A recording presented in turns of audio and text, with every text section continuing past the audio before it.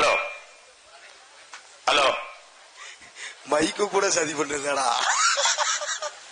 ஆதி காலத்துல மினிக்கூர்ல நம்ம பாட்டேன் போட்டேன் ஆண்ட சாமி தத்துருவமா இங்க இருக்கா. கூப்பிட்டா வருதா? வரும், கண்டிப்பா வரும். அந்த 18ஆம் படி பெரிய கருப்பு கோயில்ல இருப்பாரு. ஒத்தக்காலு ஜப்பானி ஒரு காலு நொண்டியான். நான் கூப்பிட்ட குரலுக்கு ஓடோடி வரும் 600 வருஷம் சீமக்கருவ உடமரம் தான் படுக்க 3 அடி ஊத்து தண்ணி இன்னும் எங்க ஊரு கள்ளிசேரியில மந்தல.